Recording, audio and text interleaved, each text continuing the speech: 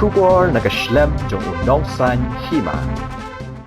Kahinyo Treb Youth Council West Khasi Hills kan penlong yaka rally kom public meeting hasor nongston haka khatway tere unailar arhajar arpawar.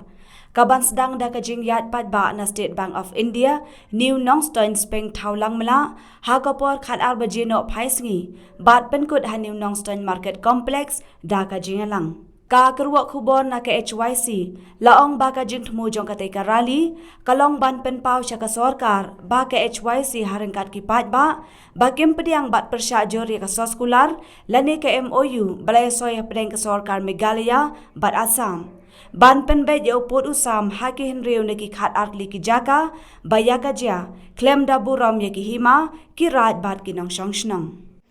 yin penlong ya ka rally haka khatwi terek nailar arjar arpar ke bambut basis ni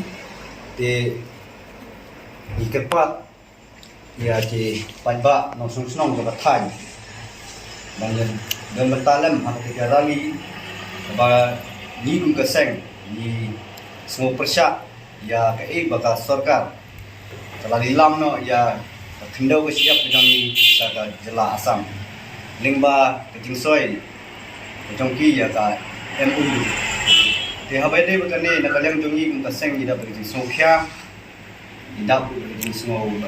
tanpau bagi persajur lakane ikwa ka sorkar lakuno kan scrap no ya ka MOU bala dak ban nete pada sorkar Asam te habade bakane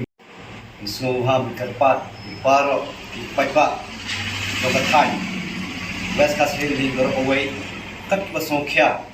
makin sumha banyak poi hakate rally ke ban sedang nanti na State Bank matkan kut hangi market complex lingba daka public meeting te habede bekene ni kerpatru yaki nong elam shnong ki nong kiseng samla bukher jong shnong bukher ko thai kin sumkat basongkya hi kin sumha Manwan manesim mata akan rally kuba in penlong dekat seng kejongi padru ya ki nongsong yo nongsong dukan ki nohika school lagi day nohika jong SSA lani ki private lani ga jong kanhun fast tom ye kat ki basokhyang ni kerpat jo bapin sumha bane poi dekat rally ba ngi kum kaseng in penlong te buat kapor kan long khat ar baje no paisi